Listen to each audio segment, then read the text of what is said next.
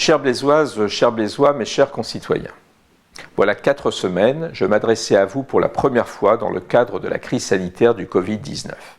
Depuis le 16 mars, notre pays, notre ville, nous tous, vivons en confinement, à l'exception bien sûr de tous les personnels de santé et autres professions constamment sur le front et que je tiens à saluer. Ces règles de confinement sont et restent la meilleure solution pour lutter contre la propagation du coronavirus, la contagion et ce faisant, préserver les capacités de soins de notre système de santé. En respectant ces règles strictes, qui limitent nos libertés, en appliquant les gestes barrières et la distanciation sociale, nous contribuons tous à accompagner cet effort de santé publique qui nous oblige et à accélérer, ce faisant, la sortie de crise. Mais je le sais, c'est plus difficile pour certains, plus facile pour celles et ceux qui ont la chance d'avoir une cour ou un jardin. Durant cette période, les services de nos collectivités, villes, agglomérations, centres intercommunaux d'action sociale, ont poursuivi les missions de service public indispensables.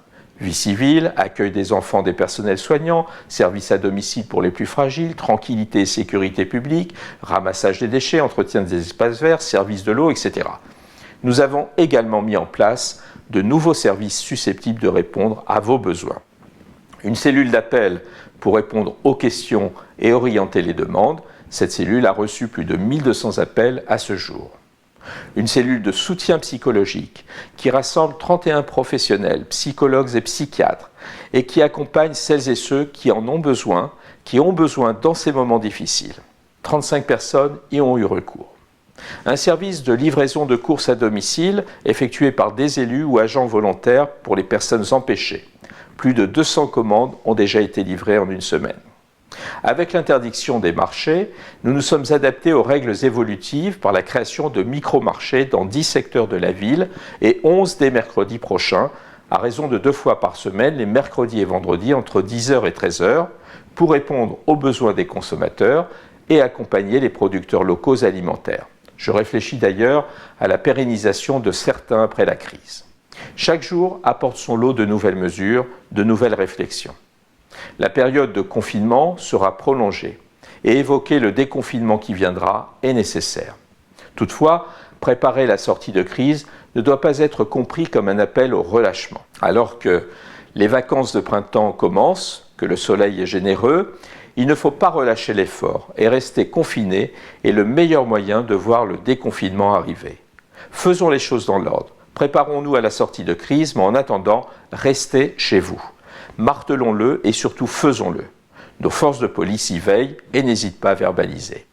Renforcer nos protections individuelles permettra d'être plus forts collectivement. J'ai donc décidé de faciliter l'accès aux masques artisanaux en tissu pour le plus grand nombre de Blaisois qui en seraient dépourvus. Nous allons coordonner la production et la distribution de ces masques pour toutes celles et ceux qui n'en ont pas, en suivant les normes recommandées par l'Académie de médecine et l'AFNOR. Je lance d'ailleurs ici un appel aux couturières, aux couturiers, pour produire en masse et dans des délais les plus rapides possibles ces équipements de protection. Notre mobilisation est indispensable et urgente pour répondre au plus vite à un besoin grandissant. Ces masques ne sont qu'un élément complémentaire aux gestes barrières, mais tous les efforts, tous les compléments de protection sont bons à prendre. La générosité, le dévouement de toutes celles et ceux qui, par profession, par loisir, ont ce type de talent, sont attendus. Je lance aussi un appel aux entreprises, aux professionnels, aux particuliers disposant des tissus de coton utilisables pour ce faire. Déjà, plusieurs d'entre eux sur notre territoire ont répondu favorablement à cet appel, qu'ils en soient remerciés. Vous trouverez toutes les informations nécessaires sur le site internet de la ville à cette adresse, blois.fr/masques. Sur le plan des masques sanitaires, la commande d'1 million de masques effectuée par la région Centre-Val de Loire commence à être livrée au profit majoritairement de nos établissements et personnels de soins. Nous avons une occasion formidable de nous aider les uns les autres. L'occasion, une nouvelle fois, de saluer toutes celles et ceux qui, au travail, dans tous les domaines concernés, œuvrent pour le bien de tous. Sans attendre les décisions du gouvernement sur la durée du confinement, en lien avec le préfet de Loir-et-Cher, j'ai décidé, de façon préventive, d'annuler ou reporter toutes les manifestations publiques au moins jusqu'au 10 juin. Cette décision pourrait être allégée ou renforcée en fonction des avancées sanitaires attendues. La sortie de crise sera progressive. Les dommages individuels et collectifs sont et seront nombreux. La région, l'agglomération et la ville y travaillent d'ores et déjà. Elles se préparent et prennent toutes les mesures d'accompagnement qui seront possibles pour l'emploi, pour l'activité économique, notamment la question de nos commerçants qui font vivre notre centre-ville ou nos quartiers. C'est un sujet que je partage au sein de l'association Ville-de-France avec d'autres maires.